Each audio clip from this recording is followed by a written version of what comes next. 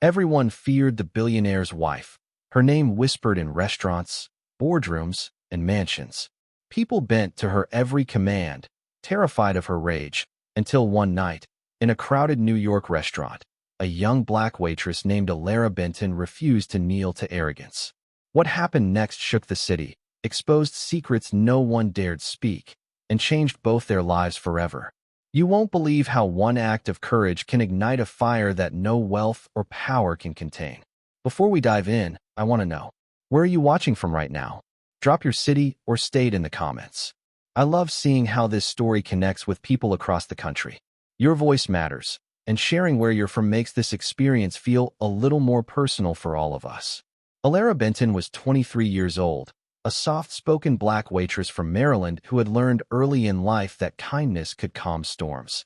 Until the night, she discovered some storms wanted to be feared. On this cold New York evening, inside the glowing white marble dining room of La Vincini, she moved between tables with steady hands and a quiet heart. She had served Wall Street giants, politicians, and movie stars, but nothing prepared her for the woman everyone whispered about, the billionaire's wife. She entered the restaurant like a spotlight no one asked for. Her heels struck the floor like commands. Her diamond necklace caught the light as if it needed the room to know its price. People stiffened when she passed. Even the air seemed tense around her. Elara had seen wealthy arrogance before, but this woman walked as if the world belonged to her and everyone else was trespassing. When Elara approached the table, she did it the way she always did, with respect. "Good evening. Can I get you anything to start?" Her voice was calm, warm, trained by years of serving strangers who sometimes forgot she was human. The billionaire's wife looked her up and down with slow disgust, as though Elara's very presence was an inconvenience. "Water," she said. "Room temperature. Not cold. Not warm. If it's wrong, I'll know." A few customers glanced over, sensing trouble. Elara nodded politely. "Of course, ma'am." She returned minutes later, placing the glass gently on the table. But the woman didn't touch it. She stared at Elara with sharp eyes, searching for something to criticize. "This is what they hire here," the woman said loudly. "People with no attention to detail?" Elara felt heat rise in her chest, but she kept steady.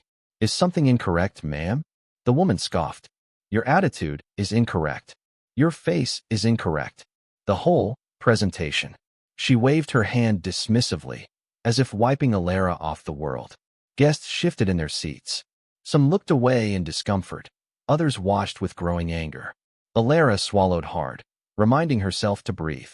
She needed this job. Her mother's medical bills in Maryland weren't going to pay themselves. "Ma'am," she said softly, "I'm only trying to help." "Help?" The woman leaned forward with a cruel smile. "You people don't help. You serve." A low gasp rippled through the restaurant. Elara's heart thudded once, heavy and hurt. She had heard racism whispered, disguised, and polished, but rarely so naked, so deliberate, so public. She steadied herself, choosing dignity over reaction. "I'll bring you another water," she said quietly, turning to step away. But in a snap that cut through the entire room, the billionaire's wife slapped the glass from Elara's hand. Water burst across the white tablecloth, splashing onto her designer dress. The sound echoed like a crack of thunder. The dining room froze. Someone whispered, "Oh my God." The woman stood, pointing at Elara with a trembling, furious finger. "Get her fired. Tonight. I want her gone." And before anyone could breathe, before Elara could even blink, the restaurant doors swung open. The billionaire himself had arrived. If Elara's courage gave you chills, make sure to like this video, subscribe, and share it with someone who needs to hear this story. Every click helps her story reach more people, and who knows, it might just inspire someone to stand up for what's right. The moment the glass shattered, La Vincini fell into a silence so sharp it felt like the air had stopped breathing. Every fork paused midair. Every conversation turned into stunned stillness. Within seconds, managers and servers rushed toward the scene, their footsteps rapid and uncertain, like soldiers running toward a battlefield they did not want to enter. "Elara, are you all right?" whispered one of the hosts, eyes wide with fear. He bent to pick up the broken shards, his hands shaking because he knew one truth. No one crossed the billionaire's wife. Not staff, not management, not even the owners. The woman stood tall and furious, her voice slicing through the room. I said fire her. I will not tolerate incompetence or disrespect from this. She flicked her wrist toward Elara as if pointing at discarded trash. A few diners shifted uncomfortably, some embarrassed, others outraged, but no one dared intervene. Wealth had its own gravity here, and this woman's was strong enough to crush careers. Elara's chest tightened as every eye locked onto her. Shame tried to crawl under her skin, but she refused to let it settle. She inhaled slowly, grounding herself the way her mother taught her. When the world shakes you, find your breath before you find your words. But even as she stood there, trying not to crumble, her mind traveled far from the marble floors of Manhattan back to her small apartment in Maryland.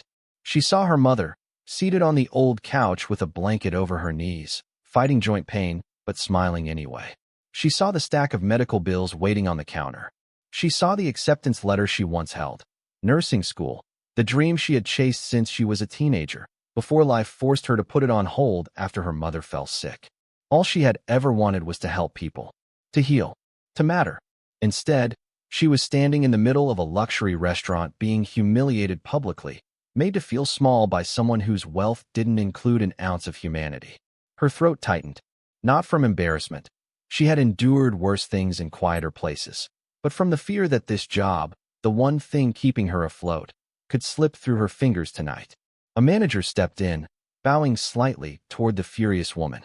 "Mrs. Halden, we sincerely apologize for any inconvenience. We'll handle the situation immediately."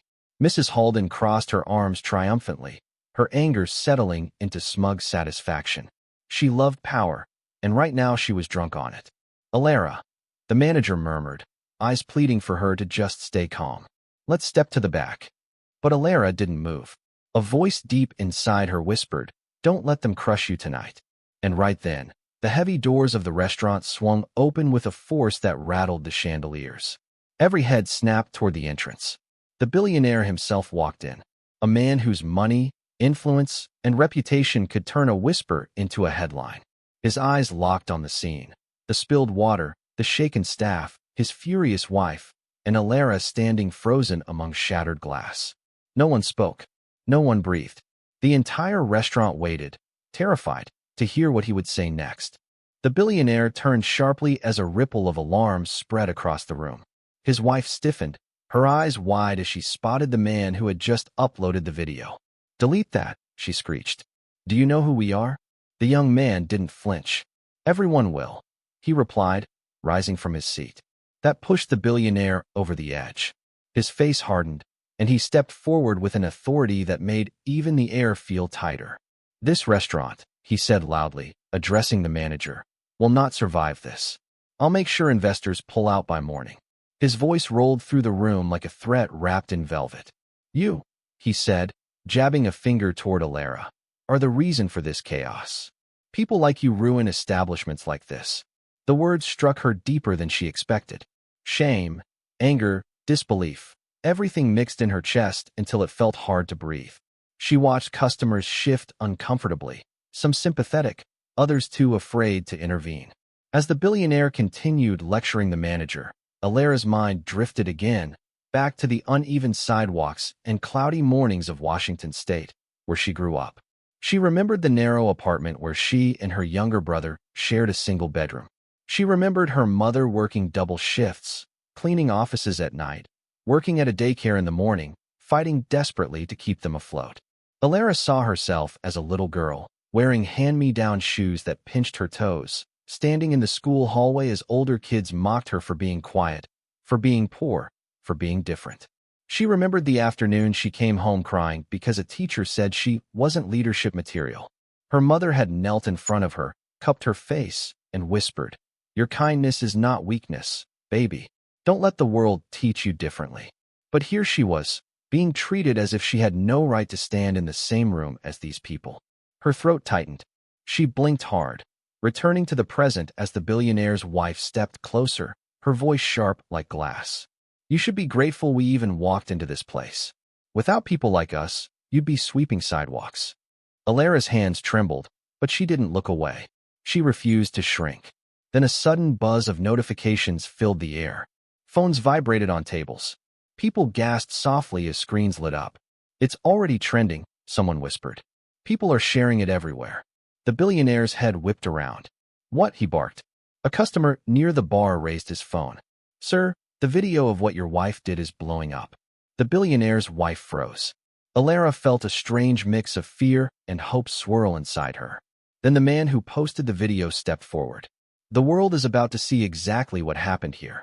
And before anyone could respond, dozens more phones lifted, capturing the billionaire's furious face as the restaurant braced for the storm about to hit.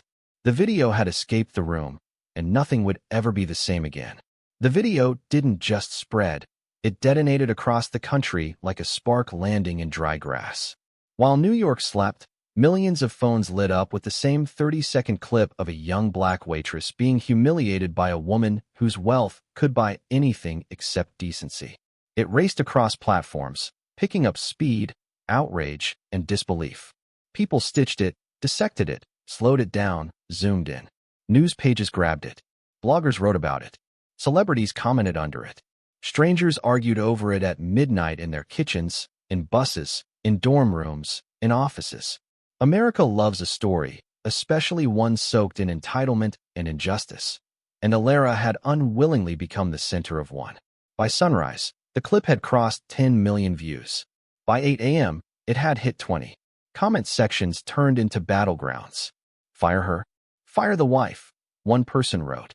"This is why we need cameras everywhere," another said. Some people defended Elara fiercely. Others tried twisting the narrative. Some called the restaurant demanding answers. Pressure built like a storm sitting over the city, refusing to move. But Elara Benton knew none of that when her alarm rang at 6 in the morning in her tiny New Jersey apartment. She opened her eyes slowly, feeling the leftover tremble from the night before. She didn't know she was trending. She didn't know kids on TikTok were reenacting the scene. She didn't know activists were planning to march. She only felt the knot in her stomach, the fear that she had pushed her luck too far, that the billionaire's wife would win, that she would lose her job and the paycheck her mother in Maryland depended on. She sat up, rubbed her face, and whispered to herself, "Just get through the day." Her phone vibrated nonstop, but she didn't check it. She didn't have the strength yet. Instead, she sat at the edge of her bed and breathed slowly, grounding herself the way her mother taught her when life got overwhelming. "You survived worse," she murmured. And she had.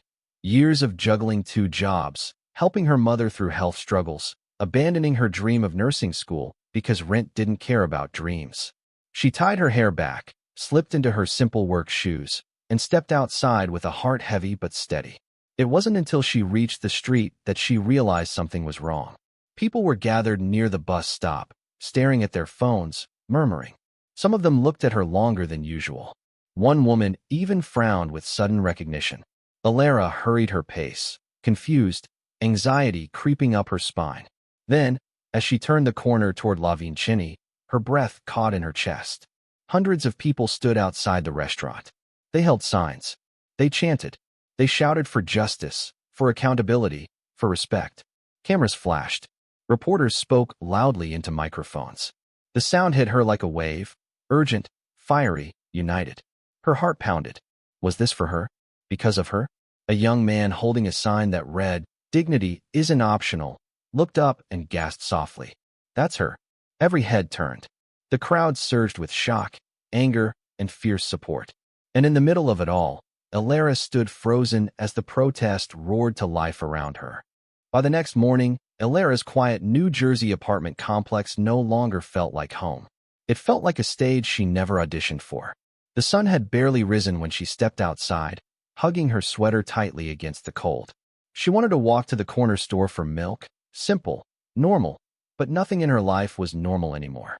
A voice shouted, "That's her, Elara Benton."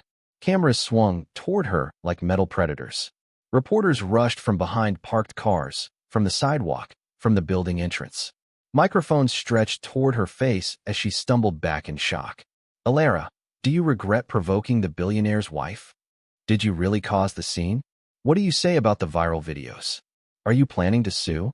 Their questions fired like arrows, fast, sharp, everywhere at once. Lights flashed.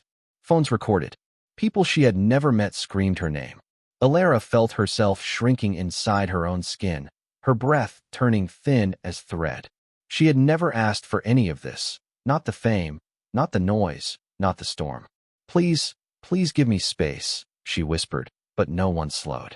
They followed her as she backed toward the entrance, microphones brushing her arms, cameras inches from her face. One man, too eager, nearly tripped over her foot, and the crowd surged forward even harder. Elara, what do you have to say about your behavior inside La Vinceni? Are the accusations true? Why did you destroy the dining room atmosphere? Destroy it? She hadn't destroyed anything. She had just been standing there. She felt her throat tighten, her palms shaking. It was as if the world believed she was a hurricane when all she had ever been was a quiet breeze. Suddenly, a familiar voice cut through the chaos. Elara, Zadie, her best friend since middle school, pushed through the mob. A short, fiery woman with brown curls and a voice strong enough to command a room. She threw an arm around Elara's shoulders and glared at the reporters like a guard dog ready to bite. You should be ashamed of yourselves, Zadie snapped. She did nothing to deserve this. Move. She guided Elara through the crowd, shielding her with her body until they reached the hallway. Only when the apartment door closed behind them did Elara let the breath escape her lungs. Zadie turned to her gently. Hey, breathe. It's okay. You're safe in here. Elara nodded, though her hands still trembled. I didn't expect any of this. Of course you didn't. But now the whole country is watching. And you can't let rich people rewrite the story. Speak your truth, Elara. Don't hide. Elara sank onto the couch, staring at her hands. I don't want to be on TV. I don't want attention. I just wanted to go to work and go home. I know, Zadie said softly. But sometimes we don't choose the moment. The moment chooses us. Elara closed her eyes. Her life had always been simple. Work, home, her mother's weekly calls, saving money for nursing school. And now millions of strangers had opinions about her. Her phone buzzed. A news alert. Headline, Benton Waitress sparks chaos. Luxury empire issues statement. Her heart dropped as she tapped it open. There it was, bold, cold, and cruel. The billionaire's company claimed she had instigated tension, disrupted elite clientele, and jeopardized business integrity. They blamed her. Publicly. Completely. Zadie leaned over her shoulder, eyes widening. Oh, Elara, they're trying to bury you. As the words sank into her chest like heavy stones, a chill ran through the room. They hadn't just attacked her reputation. They were preparing for war. Wow. Elara's story is just getting intense, isn't it? If you're on the edge of your seat, hit that like button, subscribe, and share this video with your friends. And I want to hear from you. Comment below what you would do if you were in her shoes. Your thoughts could spark the next big conversation. By the next morning, Elara's name was everywhere, on talk shows, podcasts, blogs, and trending pages. What began as a shaky phone recording had transformed into a national conversation about dignity, racism, and the quiet battles service workers fought every day. Internet influencers stitched the video, calling out the billionaire's wife with fiery passion. Activists highlighted how calmly Elara had handled the insult. Even a few celebrities posted videos praising her restraint. One actress with millions of followers said, "This young woman showed more class in 5 seconds than that billionaire's wife has in her entire life." The comment alone sent waves across social media. But for Elara, the sudden attention didn't feel like praise, it felt like pressure. Every notification made her jump. Every comment made her stomach twist. Her phone buzzed nonstop. Invitations for interviews, requests for statements, demands for her to speak as a symbol of justice. She wasn't trying to become a movement. She had only wanted to survive her shift. When she stepped outside her New Jersey apartment building, she kept her hood up and her head down. She didn't want anyone to recognize her. She didn't want cameras shoved in her face. She didn't want to think about the billionaire or his wife or the way the world now knew her name. She just wanted quiet, something she had lost overnight. Inside her apartment, she sat on her couch and held her phone tightly, scrolling through messages she didn't know how to answer. A reporter begged for an exclusive. A lawyer offered to represent her pro bono. Her manager at the restaurant texted, "We're handling this. Please stay safe." She appreciated it, but she didn't feel safe at all. The world was talking, but she remained silent. Her hesitation wasn't fear of speaking up. It was fear of saying the wrong thing. What if the internet turned on her? What if the billionaire sued her? What if she was never hired anywhere again? She didn't want fame or attention. She wanted nursing school. She wanted stability. She wanted to help her mother. She had dreamed of a simple life, nothing like this. As she sat there, wrapped in a blanket and uncertainty, her best friend Kira called. Kira had been her rock since childhood, the type to run through storms without an umbrella. You don't have to be loud, Kira said gently. Just be honest. People already see your heart. That's why they're standing up for you. Elara breathed slowly. Maybe speaking up didn't have to be a speech or a press statement. Maybe it could just be truth. She wasn't sure yet, but Kira's words softened the weight on her shoulders. Then, as she scrolled again, the internet erupted with a new wave of chaos. A leak. A massive one. Someone had released a document, screenshots, messages, and testimonies exposing dark, shocking truths about the billionaire's wife. Things no one had expected. Things that turned the story upside down. And the world began to ask, who leaked this and why now? The story shifted again when morning news shows broke with a new headline. Former employee of billionaire's wife speaks out. Elara watched from her small kitchen in New Jersey, holding her breath as a woman in her late 50s appeared on the screen. She introduced herself as a former maid who had worked for the billionaire's household for nearly 8 years. Her voice trembled, but her eyes carried years of buried truth.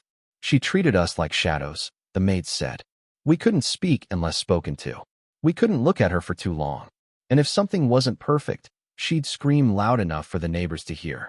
The way she treated that young waitress, that wasn't new. That's who she is. Elara covered her mouth with her hand. Hearing someone else confirm what she had felt that night shook something loose inside her. The maid continued, describing arrogant commands, degrading insults, and threats disguised as casual remarks. Each detail painted a picture darker than Elara had ever imagined, one that now belonged not just to her, but to the world. Reporters replayed the maid's interview over and over, each time adding commentary about the billionaire's wife's reputation. Social media caught fire. People debated, analyzed, and condemned.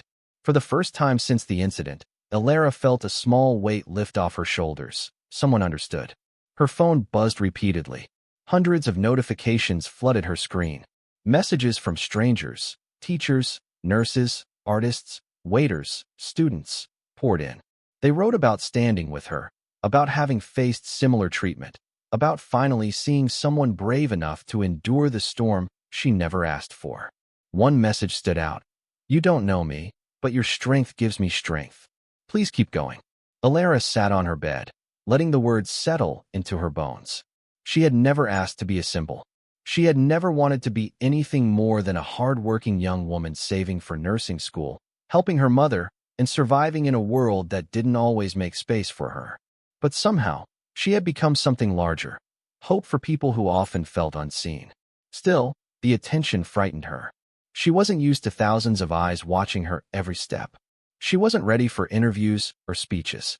All she wanted was peace, a life where she didn't have to fight to prove her worth.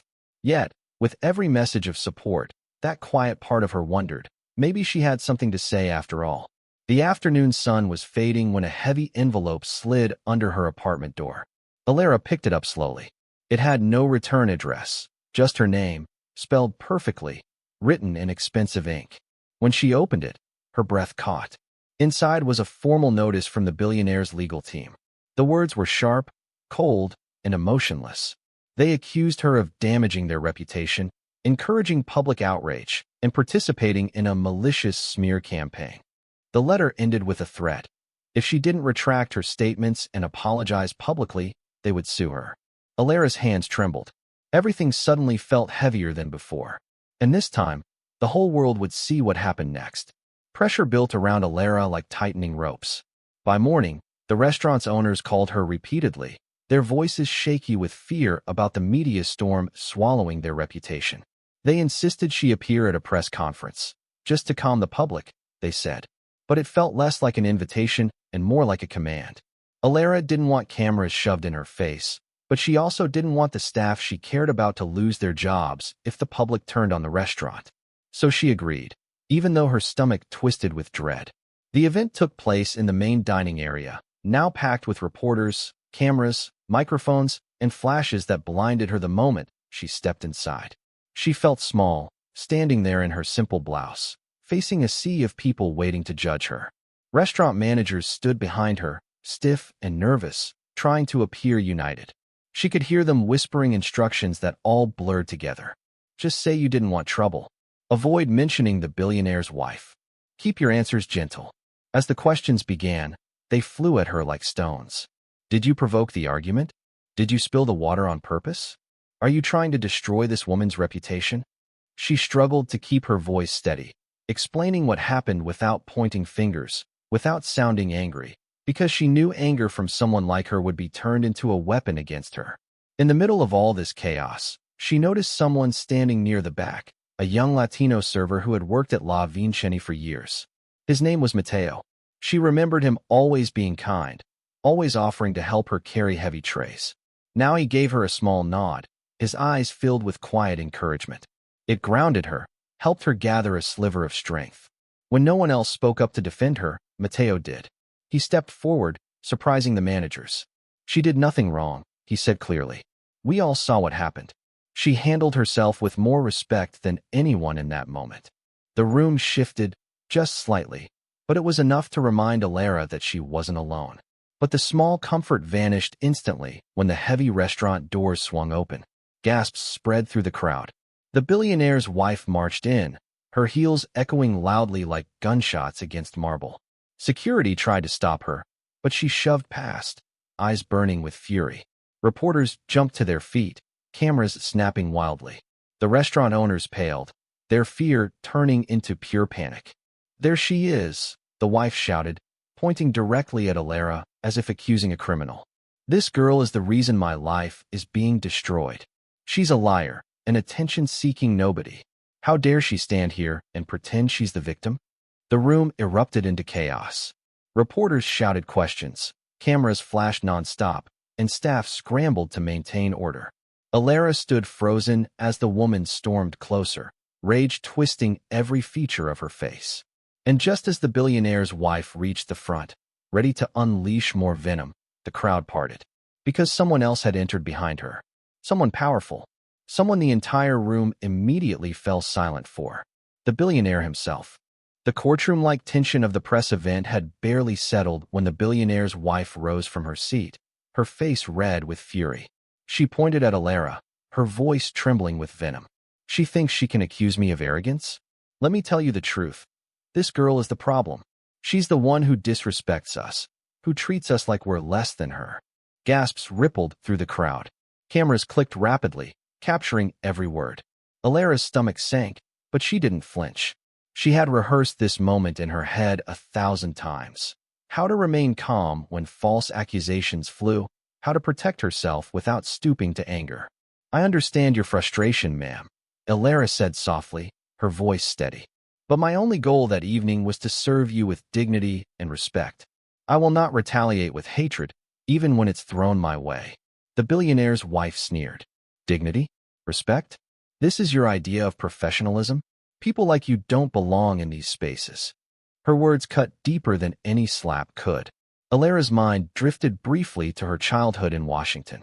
She remembered the cramped apartment she shared with her mother and 2 younger siblings.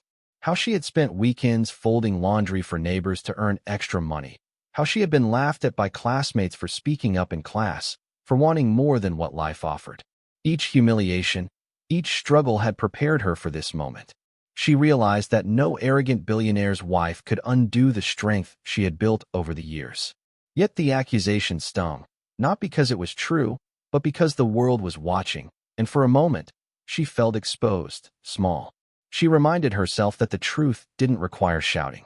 The truth existed whether anyone believed it or not. As she breathed slowly, steadying herself, her phone buzzed in her pocket. She glanced down and froze. The screen showed a message from an unknown number. The message read simply, I have proof you need. What she's hiding goes far beyond arrogance. Contact me. Now. Elara's pulse quickened. The timing was uncanny. The whispers and sideways glances of the crowd, the venom from the billionaire's wife, it all collided with the message in her hand. Someone, a powerful whistleblower, was offering her a lifeline, a chance to expose the truth. Her fingers trembled slightly as she considered her options. Responding could put her at risk. Ignoring it could let the arrogance, lies, and cruelty continue unchecked. She looked back up at the crowd, the flashing cameras, the angry whispers, and then at the billionaire's wife, who seemed certain she had won. A fire sparked inside Elara. Quiet, controlled, but fierce. This wasn't the end. Not by far. And in that instant, she realized her next move could change everything. Somewhere in the shadows of the event, a message awaited that would unravel the empire of arrogance, greed, and lies. And Elara knew she had no choice but to answer. Her thumb hovered over the reply button. The next chapter would decide not just her fate, but the fate of everyone who had underestimated her. Elara stared at her phone, eyes wide, as a series of encrypted files appeared in her inbox. The message from the unknown whistleblower read, "Everything you need to take her down. Financial records, hidden accounts, offshore dealings. She's not just arrogant. She's been stealing, manipulating, and hiding assets for years. Check carefully. Use wisely." Her hands trembled as she opened the first file. Spreadsheets, bank statements, wire transfers. Numbers that didn't make sense to most people, but screamed criminal activity to anyone who looked closely. Her heart pounded. This was bigger than she had imagined. Bigger than a slap or a viral video. This was a chance to expose the billionaire's wife for what she truly was. But doubt crept in. Could she do this? She was just a waitress, a young woman from New Jersey trying to survive. If she got this wrong, if anyone traced these files back to her, the consequences could be devastating. Lawsuits, threats, ruin. And yet, the truth burned inside her.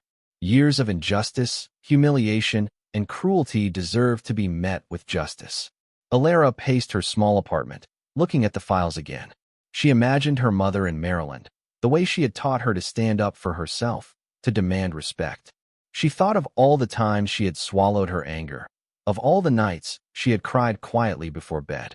This was her moment, not just for herself, but for every voice that had ever been silenced. Still, fear gnawed at her. Could she trust the source? Could she trust anyone? She debated whether to contact a journalist, law enforcement, or even confront the billionaire's wife directly. Each option felt heavy with risk, yet each carried the weight of possibility. She finally decided to save the files to a secure flash drive, locking it in a hidden compartment beneath the floorboards. At least this way, the truth was safe until she could figure out the next move. Exhaling slowly, she sank onto her couch, trying to calm the storm in her mind. For a few moments, she allowed herself a brief sense of relief. She had the evidence. The power was in her hands, and she could decide when, how, and to whom it would be revealed. But before she could even rise, a sudden noise shattered the quiet of her apartment. A heavy crash came from the front door. Elara's stomach dropped. Someone was trying to break in. Her mind raced. Could it be the billionaire's wife, the legal team, or someone else entirely? The panic she had fought to suppress erupted in a pulse of adrenaline. She grabbed the flash drive from its hiding place, heart pounding, and crouched near the window, searching for an escape route. The doorknob rattled violently, a terrifying reminder that the world outside her door had suddenly become as dangerous as the empire she was about to confront. Elara knew one thing with certainty. She could not be caught unprepared. Her next move would determine not just her safety, but whether the truth she had in her hands would survive the night. The shadow of the intruder loomed larger, and with a racing heartbeat, she whispered to herself, "This ends tonight, or it ends me."